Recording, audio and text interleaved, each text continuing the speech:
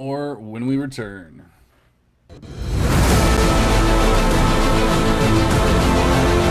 Welcome to the Devy Devotional Podcast, a show devoted to college prospect evaluation with a fantasy football focus. With your hosts, John Arrington, Aaron Wilcox, and Andy Starr. This podcast brings you actionable strategies and player-driven analysis for your Devy, C2C, and Dynasty leagues. Let's dive in.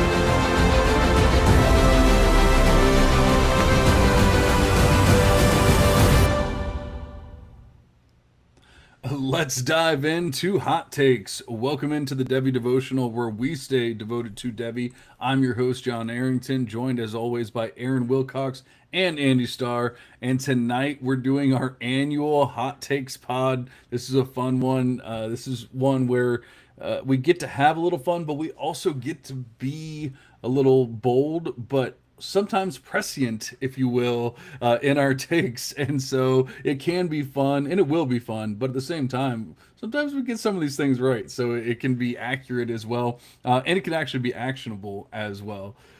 Tonight, because of that, I think we're going to have a lot to talk about. We're going to skip Guess the Guy. Aaron's going to get a reprieve. He's going to get a week off, although he will be doing it next week. So he's not actually, saving anything. He just gets a week to sit there and tremble and everything.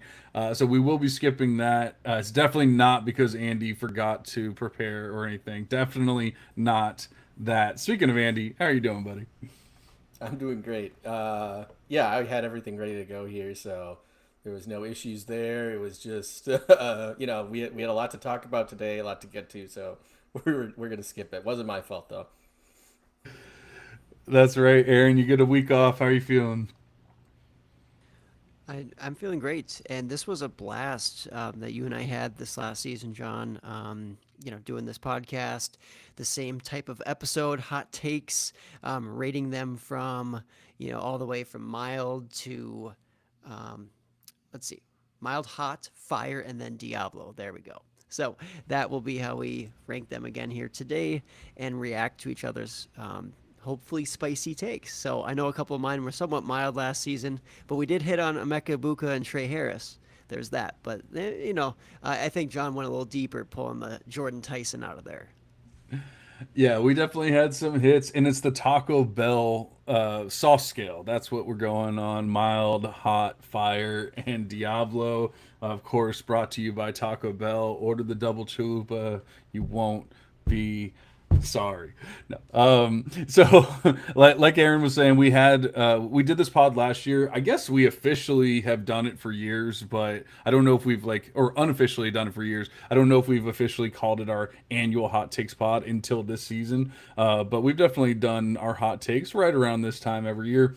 Last year, basically exactly a year ago, we did this pod, and we had some good takes. We had some bad takes as well. But I'll tell you, I picked out a few from last season that I wanted to showcase before we got into this year's goodness. Here's Aaron talking about the 2025 running back class before 2025. So the 2025 class will rival or be better than any class within the last 10 years as far as running backs go. Aaron talking to some homeless man, and that beard, man, I let that thing go. But talking about the 2025 running back class being rivaling the 2017 class, Aaron, how are you feeling about that take when it's all said and done? I mean, I think we definitely have seen a lot of hype about the running back class. Yeah, definitely a lot of hype, and we saw some of that come true there with Ashton Gianti, Travion Henderson, Amarin Hampton, Quinshon Judkins getting pretty good draft capital landing spots, and definitely lots of sleepers. I don't know that all of the draft capital and all of the early selections lined up exactly to allow that, but it's going to be one of those drafts where time will tell. We'll see if guys like Ollie Gordon, Bashal Tootin, Dylan Sampson, Cam Scatterbo, just deeper guys end up breaking out at some point. Trevor Etienne, you go down the list, and definitely interesting to have tried to predict that. But yeah, I think that was a nice kind of bold exclamation, and hopefully motivated a lot of people to say, "Oh, wait, this could be a pretty good running back class, like much better than anticipated." Yeah, and I don't know. I guess I'm still kind of torn because I pushed back a little bit on your take last year, and I still kind of feel the same way. Like, don't get me wrong, we have some very good running backs in this class, and Andy's having some internet connection issues, so we're hoping to get him back here in a second. But I think we were both kind of right in a sense, whereas like I kind of pushed back that maybe the top end talent wouldn't be there when it was all said and done, but you were like, man, I can list 40 guys, that are going to be viable. And, I think, like I said, we were both kind of right, but still a pretty prescient take when it was all said and done. Speaking of prescient, we got another one from Aaron. Maybe. Eric Singleton Jr., Georgia Tech wide receiver, is the wide receiver one in the 2026 class. I mean, that's how I have it ranked. So damn it! All right, I need a new co-host because I don't think anybody else has it ranked there. You are like probably like the high guy, and I mean I'm there with you. Like I've really loved Tim this offseason, getting to watch his film and just dive into the player himself makes me much more confident than just on the statistics alone. Yeah, very promising. But when you dive into all these other things, opportunity for production this season, opportunity, as far as like teammates go, nothing too crazy there. I think he'll dominate. I think that his athleticism is NFL caliber for sure. It's just wheels up for Eric Singleton Jr. Wheels up for Eric Singleton Jr. And I agreed. Hopefully, you guys can hear that. The audio sounds a little low for us, but hopefully, you guys could hear that and everything was good. But basically, Aaron saying that Eric Singleton Jr. was going to be the 2026 wide receiver one when it was all said and done. Have you changed your tune at all? Absolutely. There happens to be a guy who passed him up. I think we'll hear about that guy shortly, I would guess. But as far as, like that top five goes, Eric Singleton has slid into there. That was definitely not a consensus take prior to us talking about it last year. So that was pretty exciting. Yeah, and I love it. I already had him as my wide receiver one for the 26th class, so that was not like anything crazy. Now I'm with you. He is no longer my one, but he is still right up there. So I think when it was all said and done, it might not have been the perfect take, but it was pretty damn close. It was a solid take, and he was definitely not consensus by any means at that point. Andy, what do you think about the Singleton take? Yeah, I liked it at the time as well. I think he was really the only freshman in a down year of freshmen that stood out as a wide receiver that year. I think guys like Mekhi Hughes and Carnell Tate have made up some ground on him this year. But yeah, the clear wide receiver for next year, is a guy that John is going to make sure that we all hear about here shortly. But you must have Mekhi Hughes on the mind. Maybe there's going to be a hot take later on, but you said Mekhi Hughes instead of Mekhi Lemon. Did I? Yes. Yeah, he'll be on hot take alert here shortly. Don't worry. I'm like, Mekhi Hughes is moving above Eric Singleton. Holy crap! Oh my God. Yeah, Mekhi Lemon from USC. My apologies. All right, and then the single best take anyone has ever had in the history of the world. But a guy that will be a thing in the NFL, Jordan Tyson. All right, and this is the one I switched. I told you, Aaron, I had kind of more of a mild take, and then I changed it because I was like, you know what, we're not here for these mild takes. We're going to get a little fire, a little Diablo on this one. Jordan Tyson, wide receiver out of Arizona State, will be ranked higher than Zachariah Branch by the end of the season for Devy purposes. Yeah, you got yourself some Diablo there. Got yourself some Diablo there, Aaron. Is it still Diablo? Yeah, no, I mean that's a great take, and no doubt at the time that was just completely like off the wall as far as how most people would have it. So got to give you a lot of credit with that, John. Jordan Tyson at this time is looking to be the wide receiver one in this upcoming 2026 class. That's pretty exciting.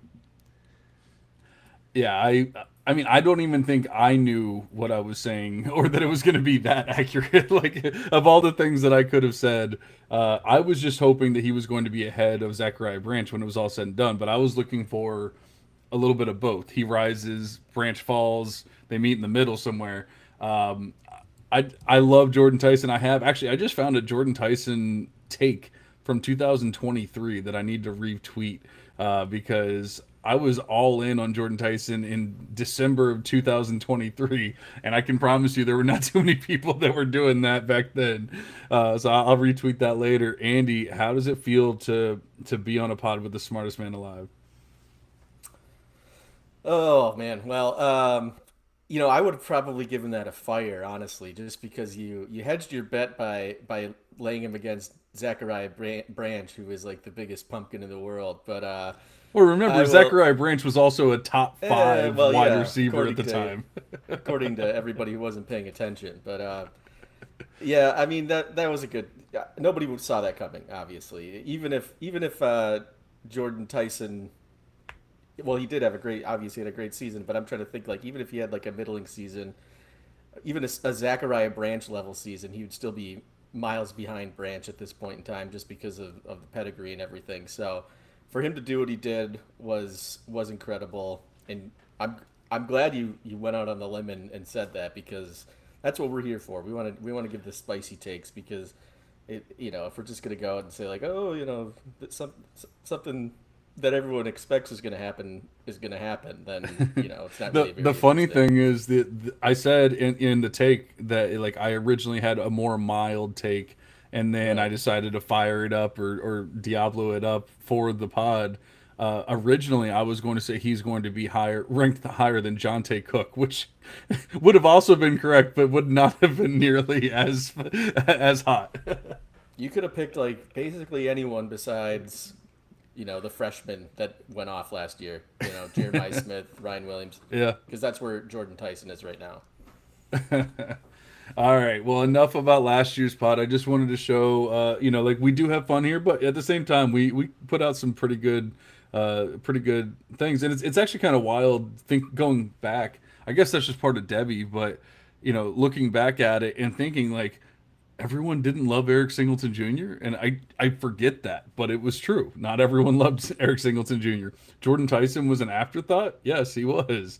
Maybe the running backs weren't getting quite the love that they were deserving. Yeah, it's crazy when you look back at it, and maybe that's part of like Twitter and all that kind of stuff where all of a sudden everyone was just all in on Jordan Tyson and all that kind of stuff, no matter what. But actually looking back and thinking about like these are going against consensus takes is kind of wild. So why don't we bring the fire and dive into Devi?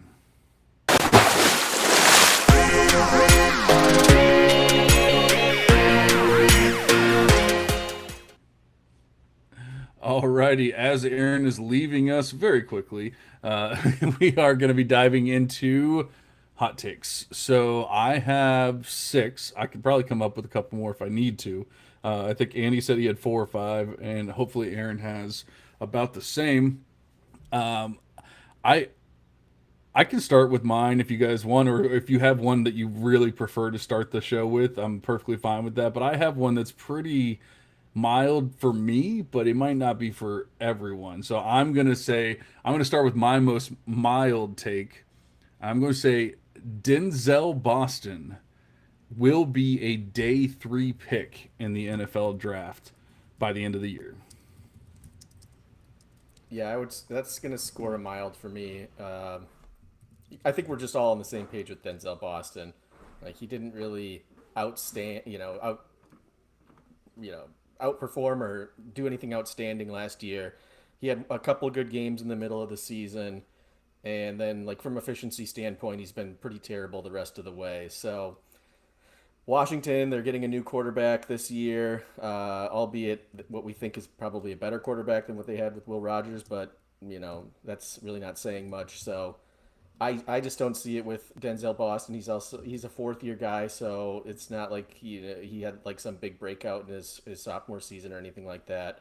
He was kind of a nothing prior to what happened last year, so he didn't do anything. I think he had like 3 catches in his career prior to last season, something like that. It was definitely under 10. So yeah, I'm with you on Denzel Boston. I think he's highly overrated right now. I think day 3 is probably what we're looking at for him. Maybe like fourth or fifth round, but that's about where I'd see it happening for him anyhow. Yeah, I think that's very fair. I would also go with mild for Denzel Boston, but we for the mass audiences maybe that would be approaching that hot range. But I don't think anybody has him as like a clear like day one type of projected guy. Like I think there are some people who like him enough where they're like, oh, he could rise to day one status, but I could see probably being more likely that he falls to day three compared to rises up to day one. So I like the take. It's a good way to start off the show, something Yeah, that's we got that's to ease them palatable. in. We can't go too crazy, you know. But the reason why, obviously, you guys agree with me, and so it makes it sound like I'm just starting off, super soft and not even trying here. But I'm looking at CampusToCanton.com's Devy rankings, Devy consensus rankings, and he's the wide receiver 16 overall. And that's with all of the 2027 wide receivers that everyone loves in there. That's with your Jordan Tysons, your Eric Singletons in there, and a few others obviously mixed in and everything. Wide receiver 16 overall for consensus for their Devy, and I want to say he's in the top 20 for C2C purposes as well. Maybe C2C you can get into more of an argument or anything, but I'm definitely sticking more Devy here. I don't see it with him. He's not even in my top 75 wide receivers for Devy. Yeah, and maybe there's a little bit of a skewing going on there with the weird start to the career where he just like wasn't involved at all. So maybe with another year he could move up my own ranks a little bit. But I mean, what's he going to move up to? Wide receiver 50? Something like that. Like I don't see him jumping up to wide receiver 20 or 10 or 15 or whatever. So I just think when it's all said and done, it's definitely not the same situation. It's definitely he's not the same size or anything like that. But it really does make me think of the. Why does my mind always blank when I want us to talk about the Oregon guy? What the hell is his name? The small guy. Tez Johnson. Tez Johnson. Thank you. I Tez don't know why my mind blanks every or single time. I Troy keep. Franklin was Well, pretty Troy small Franklin too, was pretty was thin. not small though. I mean, he Yeah, might yeah, be right. svelte, but he's not small. Tez Exactly. Johnson's actually like a little person, So Yes. Dizzle Boston might not be a little person, but it just kind of reminds me of that where like for whatever reason. Like they get uber hyped like at the beginning of the year or going into the year and everything. Everyone gets super excited about them. Oh, they're a great route runner. They're this, they're that, whatever. And then when the actual draft comes around, it's like, oh wait, he's actually not that good at football. Like we're gonna draft him in round 6. Okay, cool. So I just feel like that's what it's gonna end up being. So Denzel Boston will be a day 3 draft pick. I'll even go as far as to say I think he'll be a 6th round draft pick when it's all said and done. All right. Well, I can go next. I tried to be spicy, but I also wanted to mix in some like less spice. So this one maybe won't be as controversial to the masses, but I think the Nico Iamalieva, uh, I guess, experiment at UCLA will be successful this season, and he will at least resurrect or reclaim his status as potential first round draft pick, not necessarily for 2026, but entering in the offseason if he should decide to stay or go somewhere else for 2027. And the reason for that is, I was looking at his stats from last year. His completion percentage was pretty low, but he did still have an A dot at 11, and I think the UCLA offense is getting more flack than it maybe deserves at this point in time. They bring in a new offensive coordinator who was under Kurt Signetti at Indiana last year. We all saw what happened with that offense and Curtis Rourke throwing for tons of yards and touchdowns and eventually getting drafted. Uh, And also, they're bringing in Javian Thomas, who we love as a running back, who's going to obviously take some pressure off of Nico there. And uh, they also have a freshman on their team, or receiver. His name was Quasi Gilmer, who did pretty well for as a true freshman, albeit he had like 345 yards. It wasn't anything crazy. Not really good from a yards per route run standpoint, but from like a yards per team pass attempt standpoint, he's pretty close to where we'd want to see for a true freshman. And I just think, like, if you look at his adjusted completion percentage from last year, 72%, a lot of dropped balls. Didn't have the best supporting cast, which I'm not saying it's going to be any better in UCLA, but he does have another year under his belt. He's going to be in what I think is a more quarterback friendly system. So I think it's possible, and I'm going to say it'll happen because this is a hot take section, that he's going to resurrect his stock as a potential day one quarterback. And I guess that's pretty much it. I was gonna add, it's not really that crazy because he's still being drafted as like a top 10 quarterback in C2C, so it's not crazy spicy. Yeah. All right, so I'm gonna give it a hot. I don't think it's anything insane. I don't think it's Diablo. I don't think it's fire. I think it is a little hot because we don't see too many guys just kind of go through the issues that he's gone through and then just magically be like everything's great, everything's magical, like at the next season. So I'm not saying it won't happen. He's also really close. He's like teetering on the edge of good and bad as far as the metrics are concerned. Like he's just right there, like at the threshold lines. So it's like I don't hate the guy. I think a month ago or a few pods ago, I said I actually went when he transferred to UCLA. I had taken him out of my top 75 for DLF's ranks completely. I actually went back this week and looked at him again, and I changed my mind. I moved him. I think he's in like the 50s now for me. So I have moved him back into my top 75. But I don't know that I truly believe he's going to take that next step or anything like that, or that it's going to be this year. I think, it could happen. Kind of like a Jackson Dart, where he completely just fell off the face of the planet. Everyone loved him as a recruit, said he was going to be amazing at USC. Goes over to South Carolina or Ole Miss, and then next thing you know, the people are talking about replacing him, with other quarterbacks and things like that. He's not going to be. He's pretty good that year, and then he takes a big step this year, and all of a sudden he's a first round quarterback. I could see that happening. So I mean, if it's when it's all said and done, he's going to be a top QB again, I'm fine with it. But if you start talking about it's going to be this season, I think I'm still calling it hot. Andy, nice. I will also call that a hot. That's partially because I never wavered substantially with the Nico news. A lot of folks, like John was saying, I'll take him out of the ranks, see where he settles, or maybe just take him out altogether. Like people were out, and we didn't talk about that a lot on this podcast. But I remember I was like, you guys are, get kind of uncertain of this. I didn't think it changed that much. He dropped a few spots, but he's still in my top 20 quarterbacks in the Devy landscape.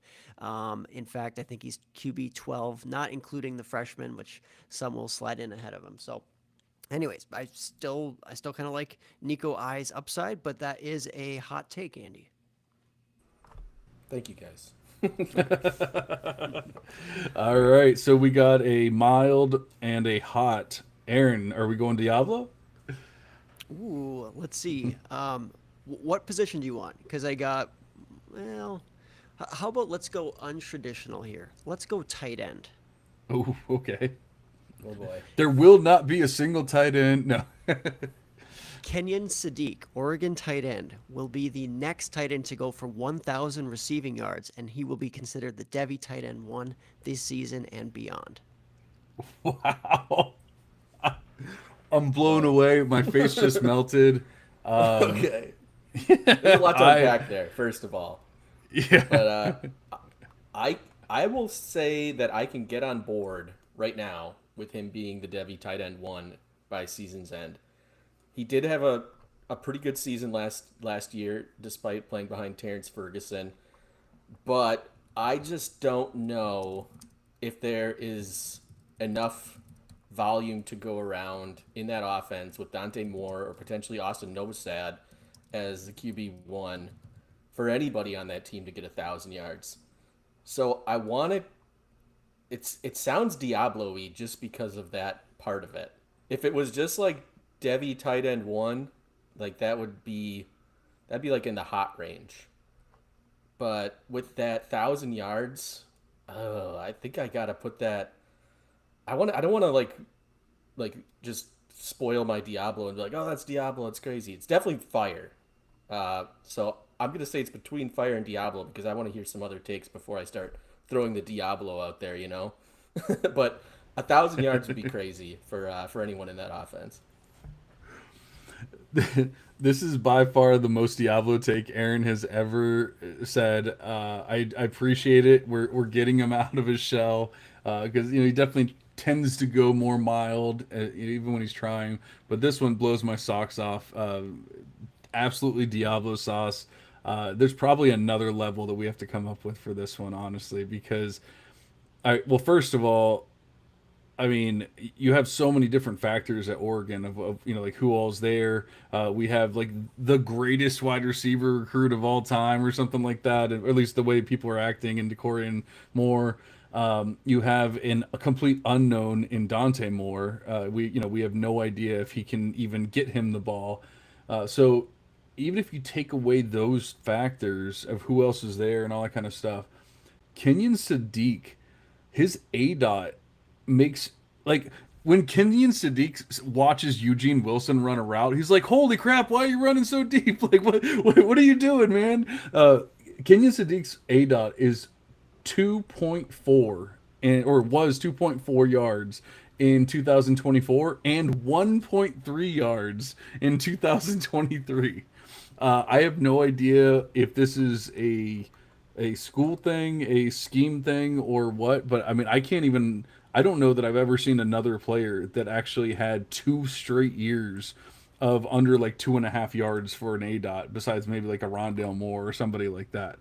And tight ends generally have a lower A dot. You see a lot of even like the best tight ends might be closer to 6, 7, 8 yards for an A dot. But when you're talking about 1.5, 2.5 yards, like how are you going to get 1,000 yards out of that? Unless he's the greatest yak receiving tight end that you've ever met. I just don't see it. I can say I have been out all season, even though people have just been falling in love with Sadiq. I've been completely out, especially where he's been going. And just going along with the A dot, he has a 1.9 A dot for the past 2 seasons, and his yards per reception total is 8.6 yards per reception. So I mean, yeah, he has a little bit of yak going there, but when you have such a low A dot, he's literally going to have to catch 120 balls to get to 1,000 yards. So this is by far Diablo. This is the hottest take ever. Oh, I am blown away there, John. But okay, I'll take it. So let me just explain a little bit of why this will happen. Kenyon Sadiq will ultimately be taking over that number one tight end role. Terrence Ferguson, he has nearly 600 yards vanished from that tight end room. And Kenyon Sadiq's role was purely like a pass blocker or a run blocker. Otherwise, kind of go out for those short passes, like you illustrated with the A dot. Well, that role will completely change. He is a guy who is not only explosive with the ball in his hand, so very much a yak threat. You said, I don't know what the yards per reception that you've thrown out there. What I have is 12.8 on the season last year, so definitely a little bit more explosive. But at the same time, he's just such an explosive playmaker with the ball, hurdling guys. He's so fast. We didn't really get to see that unleashed, and we will get to see that this year because guess who's gone? Tez Johnson, almost 900 receiving yards. Trayshawn Holden, almost 700 receiving yards. Evan Stewart, almost 600 receiving yards. Terrence Ferguson, again, almost 600. And then, no Jordan James there. We have kind of a clean slate at the running back position. Who knows what's going to happen? I can see the offense taking a hit, and we have Decorian Moore, talented freshman coming in, but somebody else has to catch passes there. And Dante Moore, yes, he's been a little bit up and down throughout his career. I'm blaming a lot of that on UCLA and him being a freshman thrown in too soon. I think he will be very serviceable at Oregon, not saying he'll be a star. And for 2025, Kenyon Sadiq's that breakout, tight end 1,000 yards. I have trouble getting behind. I was looking at Terrence Ferguson's numbers just to see if there, we could see him possibly jumping into that role. And I mean, his ADOT's also low, but not nearly as low. 7.8 last year, 5.4 the year before, 6.8 the year prior. And then Ferguson had 12.2 yards per reception in 22, 9.9, and 13.7 for the 2024. So I don't know. I don't. He would really have to make or at least be in a different role. I'm not saying it's impossible, but I mean, it's just doing what he's been doing. It's really hard for me to believe that. Yeah, Yeah. and not to spend too much time because we really should move on to the next take. But in high school, guess what he did his junior and his senior years?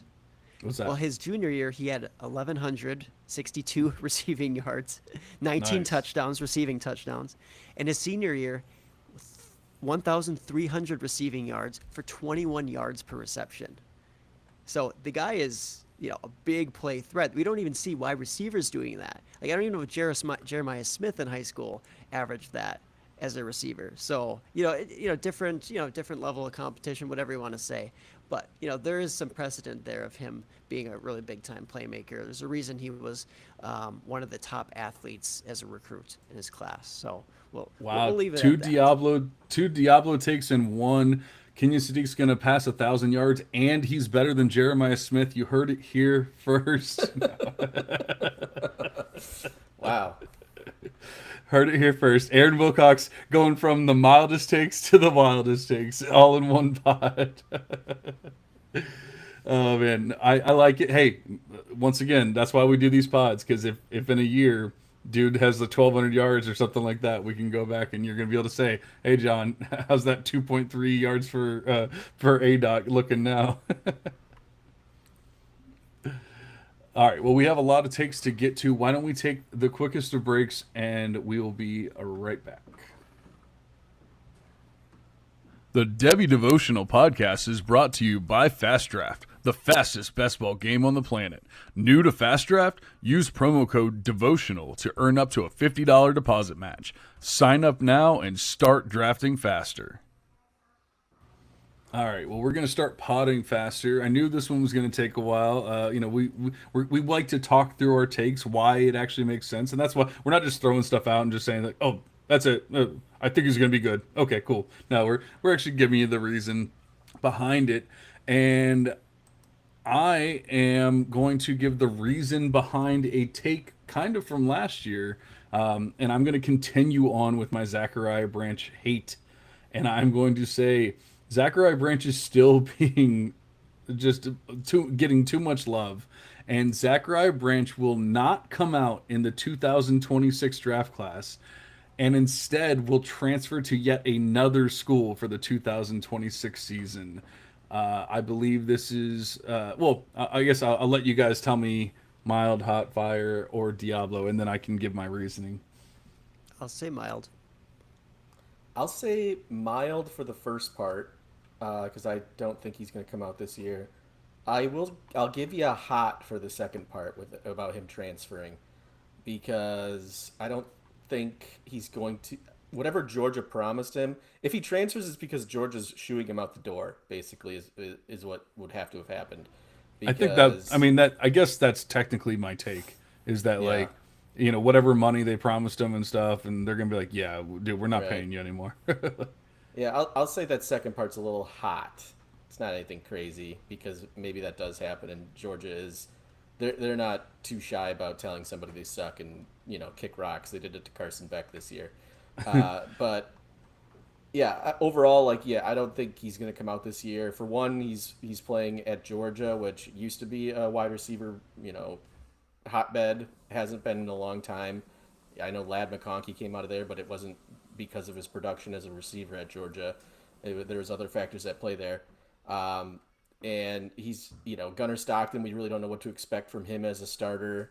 So, I just don't see this being the year for Zachariah Branch to say, okay, I'm a lock at day 2. I got to come out, because there would be no other reason to come out right now for Zachariah Branch other than him having guaranteed that he's going to be drafted in the first, 3 rounds of the NFL draft, which I don't see happening. What do you think, Aaron? Did you already give a grade?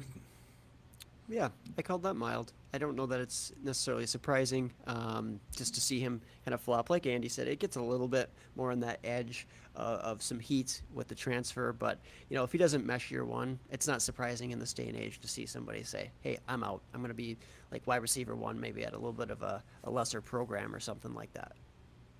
And the reason why this is even a take, because honestly, I wanted to be done with Zachariah Branch. Like I thought after my Jordan Tyson and Zachariah Branch take that I never needed to talk about Branch ever again, and yet he's still the Devy wide receiver 17 on canvas2canton.com. And I'm not picking on these guys. I use them as a resource. So I'm using their rankings, but I'm also okay with nitpicking the rankings as well. So just like anybody can do to mine. But so and this is consensus rankings. Obviously, there's people that are higher and lower and all that kind of stuff. But the consensus ranks are Devy wide receiver 17, and I don't see how you could possibly feel that confident with him at this in this day and age. And even anyone that knows anything about anything right now will say, Georgia's not exactly the place that you want to go to like resurrect a career or anything. So what are we truly expecting from Branch? And I mean, if people are expecting the Lad McConkey role, if people are expecting the Brock Bowers role, I'm sorry, Zachariah Branch is just not that guy. So I feel pretty good about this one. I guess I got a mild and a hot, so I will take it. What am I sitting at? 2 milds and like a half a hot. So I guess I need to rise up and do something a little better here. Yeah, you got to dig a little deeper here. All right, I guess I'm up. So Mekhi Hughes, he was on the mind earlier in the episode, as we all saw me blunder there early on. But this take is going to be Mekhi Hughes has less combined rushing and receiving yards than his teammate Noah Whittington. I'll leave it at that for now. I just want to hear you guys' thoughts. Aaron, what do you think? Yeah, I think that's possible. I honestly, the way that you hear him talked about, it's like, oh yeah, he's the favorite, Mekhi Hughes. There's no way that he can't win the 1A job. I don't know that it's that hot. I mean, you're kind of right in between the mild and the hot. I'll let John make that decision. I guess he can be the tiebreaker between the two because I'm on the fence with you, Andy. But I am not even that big on Noah Whittington, but I did draft him in the Tadpole draft kind of late, and I was really happy with that value considering, like, I think Hughes was going in like the top 3 rounds there. So there's no doubt that it could be a very close situation there this season, even if Hughes does get that edge. And with the injuries at the running back position, all those things, he's kind of new. Yeah, I could see it. So, yeah, you're in between the mild and the hot there.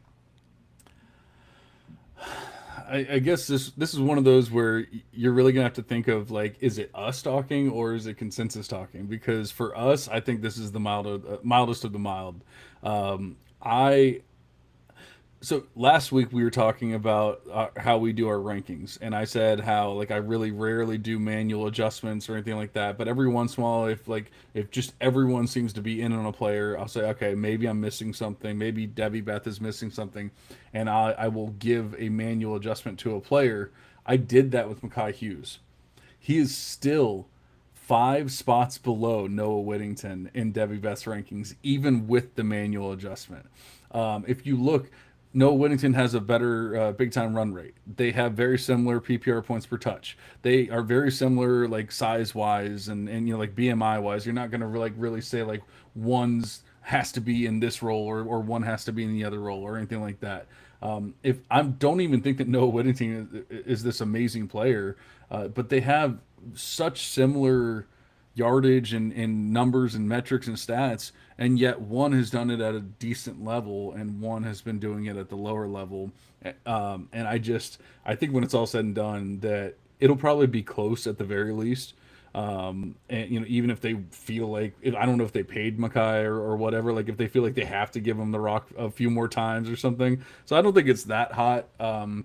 But I know if we're talking about what consensus thinks, this is like Diablo. This is the Diabloest of Diablo, which is just crazy. But we've always been, at least as a pod, very anti Mekhi Hughes. So I just wanted to put my or Debbie best 2 cents in of like, just think about that. I made a manual adjustment. Now it was not a huge adjustment, but it was a decent sized adjustment, and he is still well below a player that I don't even like that much in Noah Whittington.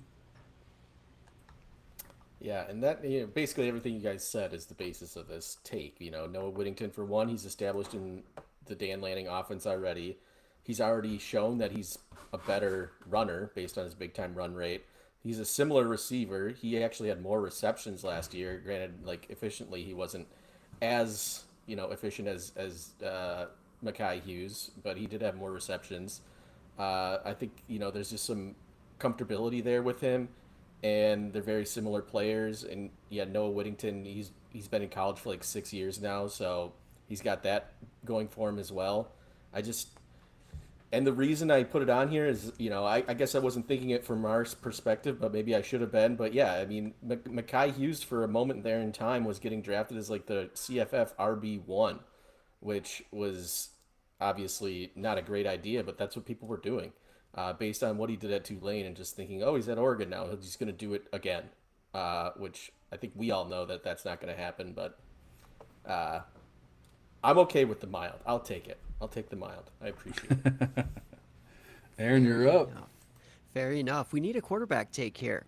So Sure. I'll be happy to oblige. Go Well, ahead, I guess Nico. Andy did give one right with Nico. So, but I will mix another one in. Might as well. So Darian Mensah, quarterback from Tulane, now going to Duke, will be a top five Devy quarterback by the end of the season. And this, of course, is not counting the guys leaving for next year's NFL draft, so the 2026 draft. So those guys fall out. And I have some rationale for it, but I'm curious to get your guys' gut reactions on the hotness flavor level. So I like I like how Mensa pushes the ball down the field. He's definitely that gunslinger esque, kind of guy. He's kind of pushing it as far as the interceptions go, and the big time throw rate is definitely lower than I would like to see, especially at Tulane. You would really think if you're going to be that good, that you would be making some better throws at a lower level. So I'm going to say this is hot. I don't think it's insane. I don't think it's Diablo. I think it's hot. You said top five in the class. Was that what it was? Or top five Um, overall? Overall in Devy. Oh, okay. Well, I mean, there's not that many good quarterbacks or proven quarterbacks right now. So I can't even. I was thinking for a second I was going to move it to Diablo, but you know what? I'm going to stick with hot or fire. I'm sorry, fire. I'm going to stick with fire. Fair. I think this is. I think this is a fire take. I think he he has a lot that he needs to clean up, and he's doing that while moving up a level. And I guess you've shown in the past that like quarterbacks moving up a level doesn't seem to be as big of a deal as maybe other positions and things. So maybe he'll just run with it, and he can take that step forward. He's not that far behind. I mean, he's in a realistic range where he could move into that top five, but I would still probably bet against it if somebody gave me odds on it. Yeah, absolutely. Yeah, this is not as hot as the Kenyan Sadiq 1,000 yards, so I will also give it a fire because it is still pretty spicy. Um, but I love Darian Mensah. I wish I had more shares of him. I've missed out on him on a couple supplemental drafts, which I've been upset about because I just assumed that he was such a decent CFF quarterback last year for Tulane, at least for a few of those weeks that he wasn't available in a lot of spots, but apparently he was. Um, I I was actually I didn't have this one written down, but I was going to talk about long odds for Heisman at like 100 to 1, and the reason I picked that is because I called Ashton Genty as a 100 to 1 Heisman favorite last year. He didn't win, but that was, I would say, a pretty good take at the time. pretty The pretty 100 to 1 close. players, the 100 to 1 players right now are Darian Mensah, Josh Hoover, and then there's one other one that are 100 to 1. And I was going to say Darian Mensah as a potential for the guy to make that jump from 100 to 1 to at least in the conversation by the end of the year, because the ACC is down this year. I know they've got Clemson, who's probably just going to run away with that entire conference, but everyone else, there's a lot of room for somebody else to like carve out a role as like the number two in that in that conference and potentially make it to the playoff. And there's no reason to me why Duke couldn't be that team. They've got some returning players, and Mensa, I think, is one of the better transfer quarterbacks from this season. Absolutely. Yeah, it's one of the the probably top G5 quarterback last season. Yes, he's moving up in level of competition, like John said. We've talked about it in some previous pods. Like the production drop off is usually not as significant as people will make it out to be. It's not like G5 running back going up to the SEC. Like that's night and day different. But yeah, as far as what he did last season that was special. Well, 14.4 yards per completion was only behind Jackson Dart in college football. 0.54 EPA per play was better than any other G5 quarterback by far. 8.23 yards per play was, yard and a half, I think, above any other G5 quarterback. And the QBR was ninth in returning quarterbacks in all of college football this season. And some of those stats are courtesy of friend of the show, Travis May, who's been on in the past. But like John said, there's a few interceptions, but this was his first year starting as a redshirt freshman. He didn't play at all his first season. So as a redshirt freshman for Tulane, just very much accurate. His completion percentage was solid, pushing the ball down the field, like John said, 9.5 yards per attempt. That's pretty good. And it's not like Tulane's got a bunch of like NFL wide receivers they're pushing out or anything like that. So he displayed that arm talent. He really was slinging it down the field a lot. And Duke paid him $8 million to be their QB, the future there. I think that there's some promising times ahead. But like Andy said, maybe there is a little bit of heat with Duke. They could make some noise. I don't know how great they'll be as a team this season. But I think from a trait standpoint in this QB landscape, I'll take that kind of in that. Did you say hot or did you say fire, Andy? I said fire, but I'll give it a fire, but I like it. Okay, yeah. How about that? Yeah. I like the take, but it's still fire. Hot. It's fine. Right. All right. So just for time purposes, I have one that I want to spit out real quick. I don't want to talk about it. I just want a hot sauce take on it, and then we'll move on to the next one because I don't think we have enough time to get into all of these. I don't think Austin Simmons is going to come out in the 2026 class, so I think he will. But I think he will be considered the QB2 in the 27 class when it's all said and done. Okay. Ooh. You don't want to talk about this one? I said hot sauce. Give me your hot sauce take. That's okay. it. Yeah, that's hot. QB2. For the 27 class. Yeah, that would be hot. I think because I like Simmons. Yeah. Okay. I think hot. Hot. All right, I got another one, and then we will get into my probably Diablo one here in a little bit. But Zion Kearney will lead Oklahoma in receiving yards or receiving in general, I will say, and will be considered a top 10 wide receiver in the coveted 2027 wide receiver class. Ooh, a top what? 10 wide receiver in the 27 class. Okay. That's hot. I don't think top 10 really means anything for wide receiver in any sort in the 27 class. It does. It still doesn't mean anything. Like you're still, it's still like you're the 8th or 9th best receiver in a class. So, I don't think it's that crazy. He could be great, but at the end of the day, like he's not gonna do anything that. What about the leading Oklahoma in receiving part? That could happen. Although I think, I would have said Giovanni Gibson, but he's been hurt for a long time this off season, so it could be Zion Kearney. I don't really think there's anyone else. I mean, there's Deion Burks, obviously, but he always deals with injuries as well. So, yeah, I would say we're at like a hot. We'll give you a hot. Yeah, I agree with hot. Partially just because I already like Zion Kearney. I was a pretty big fan of him actually coming out of high school, and I have a share somewhere from just the supplemental or freshman drafts, and I'm hoping that's true. I will say though, I mean, this is teetering on that fire edge because. I mean, Deion Burks is anticipated to be like a top 10 CFF producing wide receiver. So for Kearney to even outproduce him, I think will be, it'll take a big step for him. But I think he's capable because he's more of a down the field type of receiver. So even if Burks, he has a lot of PPR points, that type of thing, I still think that it's possible that Kearney edges him out as far as like the receiving yards part. And then as far as making a claim for that top 10 spot. Yep, it's possible. Like if you would have said like top 6, then we'd probably be teetering a little bit more, definitely on the fire or so. But yeah, Yeah, I like Kearney a lot, but man, looking at that 27 class, it's so hard to push people ahead right now without getting too crazy. And honestly, I'm saving my Diablo take, so I didn't want this one to be insane, so I'm okay with hot. Why don't we move on quickly to who's got a good one for us?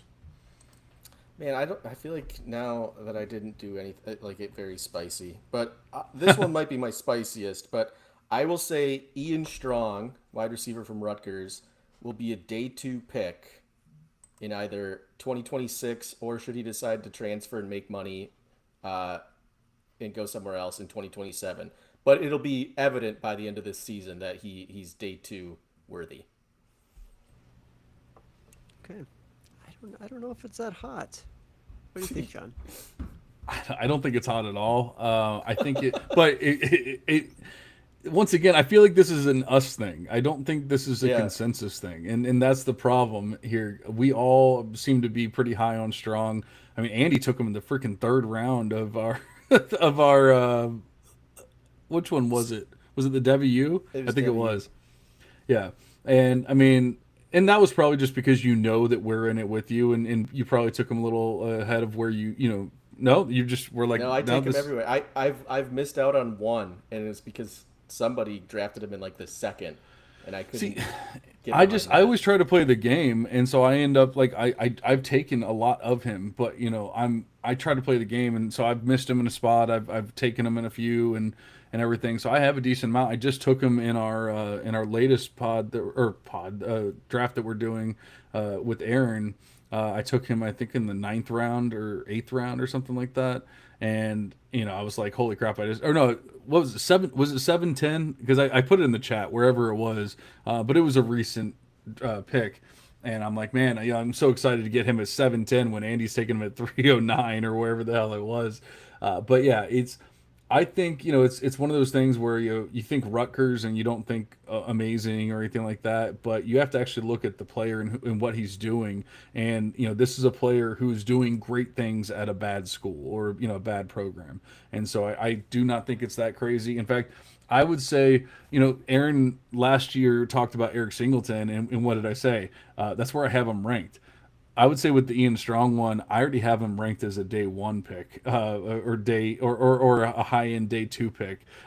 Chances are with Rutgers, he probably will be more of a day 2 pick or something like that. But I don't think it's that crazy at all. So I'm saying mild, but I get it from knowing what people think, the consensus thinks, why you think that it's a hot take.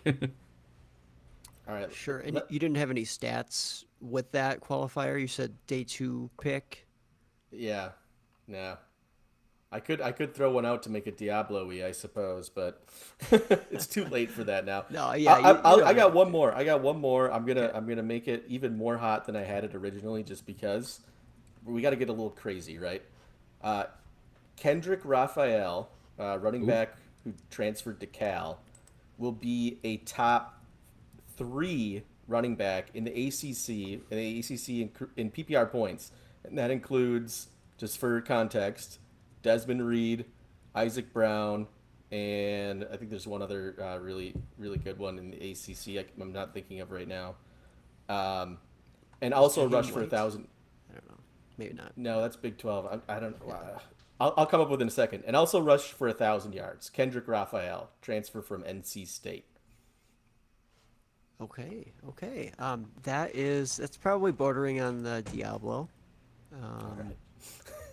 I don't think it's a very lucrative offense is probably my biggest issue with it too. I don't think he's like trash, but I also don't think he's special. So it's like non-special guy in my opinion. At kind of like a lower end team. I mean, that's at least fire.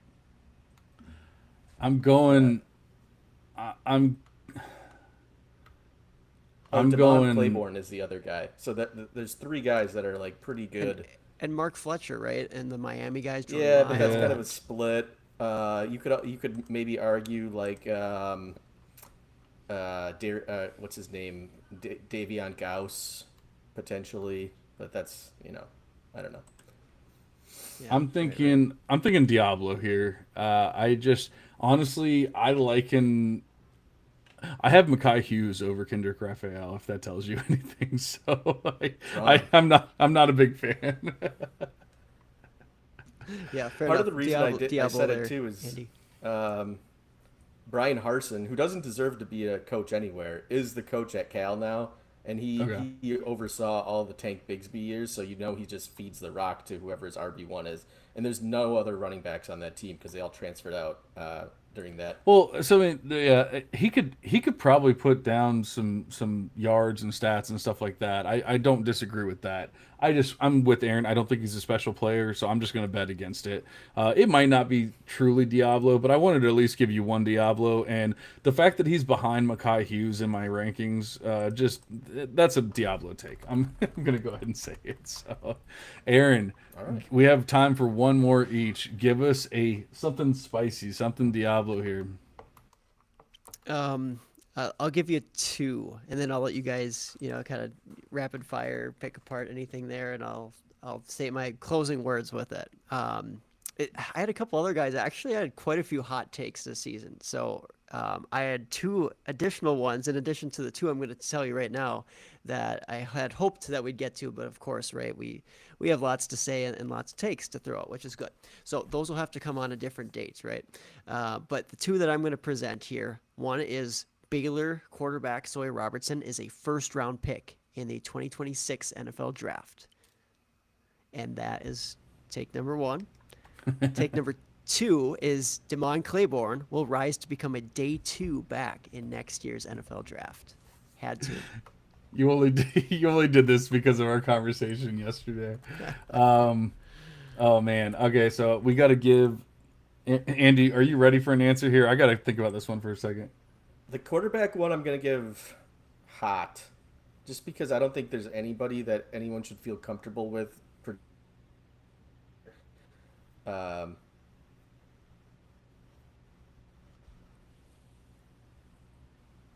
Baylor.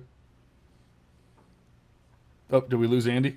Ah, ah. Okay, I thought he was really deep in thought there for a second, and no, we just lost him. So I will talk. Okay, so what was the Robertson take again? First round pick in that 2026 draft. Okay, so this is not you saying necessarily he's good, just that the NFL is going to fall in love with him. Um, oh man, okay, because I do not think he's good. So I think it is a. I'm gonna go. I mean, obviously we've seen the NFL fall in love with worse, but I'm gonna say from coming from Baylor, I'm just gonna say this is a Diablo take. You have a bad quarterback at a bad school getting a first round draft. I just don't see it. I don't see it happening. I get that he can be fun. I get especially fun for CFF purposes, but fun gets you first round draft capital when you're at man. We're still losing Andy here. Fun gets you first round draft capital when you're at Florida or you're at somewhere like USC or whatever. I don't see it from Baylor. I just can't. And then man, Damon Claiborne, we had this conversation. I guess he's like the fastest man alive. I've done a little bit of research on him. He's got to be the fastest man alive, and he might have had like the same accident or two accidents that Najee Harris had, like where he lost both eyes or something. Because clearly, when you're that explosive and you're that athletic and you're yet that bad, something has to give here. It has to be the vision or something like that. Aaron was very upset with me yesterday because I was talking about how bad Damon Claiborne was, and I mentioned he can't be that good. His big time run rate so low, his PPR points per touch are so low. He can't be explosive. And then Aaron went and sent me 10 different things about how he's the fastest man alive, and I'm like, all right, well then something else is happening here. That's almost worse. Like at least if he was Katron Allen slow or something like that, we could say, well, like he's actually a decent running back, but he's just kind of slow. Well, no, he's a terrible running back, but he's ridiculously fast. Any thoughts there, Andy? Now that we got you back on the Damon Claiborne day 2 running back next year's draft Yeah, class. yeah, I think that's fire take. Because he does get the volume, and volume, sometimes translates to day 2, like we saw with RJ Harvey. Even though RJ Harvey, I think, was more efficient as a runner, just from like a big time run standpoint. Um, I don't know. It'll depend on how the NFL teams feel about him, obviously, but based on what I've seen right now, he really just feels like a plotter, kind of like what John was saying. Like that's he He does feels like a score a lot. plotter, and yet he's like the fastest man alive. So it's I it's know it's kind of the it's a wildest thing, which is just leads me to believe that he's not very good at football. And and so I'm betting against the second round draft pick there. And this yeah. is where I got to come in and say, my analytics based podcast co-host here are just they're not watching the film. It's true. So because the ACC network literally just No broke lies down this told. week how his speed, patience, and vision is some of the best in the entire ACC, and I mean, you look at his yard per carry, I get that, but if you look at his film and you look at the offensive limitations that he was playing with, terrible offensive line scheme did not do him any favors. Same with the quarterback play. They all keyed in on him, and he was still able to put up that many yards and that many touchdowns and break off some big plays. So, like you said, you would like his rates to be a little bit higher, but there are plenty of guys that we've seen in recent years who have had down efficiency seasons where, like, this guy's trash. Caleb Johnson at Iowa, it's like, nope, he's no good. Then he goes on to have a great season. Just a little uptick in the scheme and talent and the coaching and all those things. And these guys can develop. And Damon Claiborne, he has the speed. He's been able to hit 22.6 miles per hour on the field. So get him in the right scheme. You're telling me a guy like that won't succeed at the NFL level, running in the 4.3s? Absolutely, he could. You look at even Bashal Tutin, guy, he was solid his second to last season, but his last season, he definitely improved by over a yard per carry. Hell, Judkins, a borderline first-round consensus rookie pick this last season, had a career average of, guess what, 5.1 yards per carry, and notably less efficient throughout his career as a receiver compared to Damon Claiborne. So Claiborne, I'm not saying his stats are amazing. I'm saying that there's something there where we could see a big breakout as he continues to dominate as the only guy in the backfield. So I'll take that that kind of fire range. And then the Sawyer Robertson thing, I thought it was kind of a fun one. I saw Yeah. it there that what's his name? Todd McShay. He came out and said that he will be, or he speculates he'll be this year's Cam Ward, a guy who's getting like, day 3 talk, most of the time, but he ends up being a day 1 guy. He didn't say like first overall type of guy like Cam Ward, Yeah. but breaks into the first round, and I have to say I could see it. I could see with the size, the mobility there. I think he does just enough as both a like a mobile threat and as a passer to get the attention of some NFL teams. And I think he could have a little bit further breakout this year. Baylor, again, the receivers there, they're fine, they're whatever. I think he's got some limitations of what he's dealing with there at Baylor ultimately. But yeah, he's a solid enough player. That first round, I think you guys said that one was between Hot and Diablo. So I came with the spice this year. That you did. We cannot take that away from you. Speaking of the spice, I'm going to go ahead and move on to my last one. Actually, I had another one. I said Javian Thomas was going to be a top 5 running back in the 2026 class. I mean, you guys can say sauce real quick if you want. Hot, spicy. Say hot. Top what? Javian Thomas will be a top 5 running back in the 2026 RB class. Ooh, Say it's Yeah. hot. It's not mild because that's but like gotta be after the fire. top. Ooh, we got Yeah, a fire It's out gotta of be it. fire. Okay. Little I spice there. honestly, and I don't. I hate that we're kind of out of time, and so I kind of have to skip over this. But I'm really getting Bucky Irving vibes out of Javian Thomas. I really am. We can talk about it on future pods. So this is my baby though. This is my Jordan Tyson over Zachariah Branch from last year. This one's gonna make me famous, even though the Jordan Tyson one didn't, even though it should have. So Jace Brown, my baby, will be ranked ahead of not just Zachariah Branch, and these are all people that are ahead of him in consensus ranks right now. Not just Denzel Boston, not just Eugene Wilson, not just Antonio Williams, but also Carnell Tate by the end of the season, and will be a top 3 Devy wide receiver in the 2026 draft class. I don't think this is Jordan Tyson level, honestly. I think this is hot to fire, if anything. Just because the guys you named, aside from Carnell Tate, like jumping Carnell Tate, I think would be pretty crazy. Top 3 would also be pretty crazy, but this is a down year for receivers. And Jace Brown is a guy that has been high on me and Aaron and I's list for quite some time. So I'm gonna give it a hot .5 and call it right there. It's not as crazy as Jordan Tyson by any means. No, it's definitely not that crazy. Like, I don't know if I could ever come up with something like that ever again if my life depended on it. Yeah, for sure.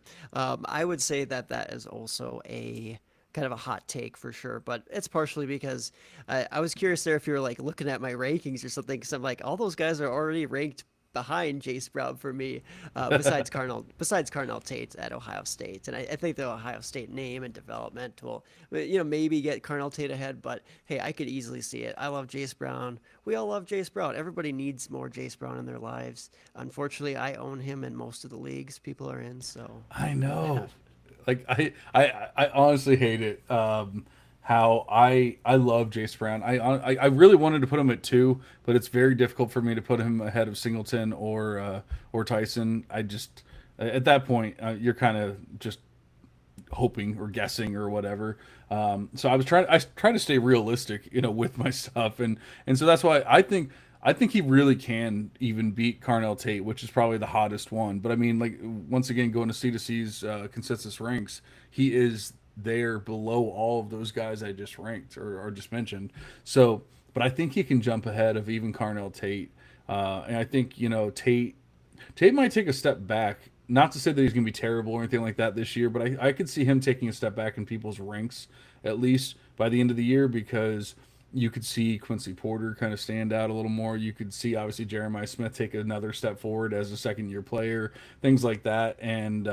And maybe you don't see this step forward from Carnell Tate, and then he falls a little bit. But I don't even know if it'll take a falling as much as I think people just actually realize Jace Brown's a legit thing, because it takes an extra year when you're at Kansas State, like when you're at Florida, when you're at Ole Miss, when you're at wherever, LSU and Ohio State, it doesn't take that extra year. When you're at Kansas State and Baylor and whoever else, it takes that extra year. And so now as a junior, all of a sudden everyone goes, holy crap, Jace Brown's actually really good at football. very fair, John. I like it, and hopefully there was enough spice out there for the listeners. If you want some more spicy takes, maybe I'll be back with the 2 that I can maybe get in here soon at some future session. Well, we could definitely talk more about them in the future. Like I said, I kind of wanted to talk more about my Javian Thomas, Bucky Irving comparison there and everything. I'm sure Andy has a couple of things that he would like to talk about as well. So I don't know if it needs a whole pod, but maybe we can do a little segment on it, or just throw out some hot takes here or there in the future. But yeah, this was a lot of fun. I knew this one was going to go over an hour even without doing guess the guy. I just knew the way that we talk about our players and our takes and all that kind of stuff.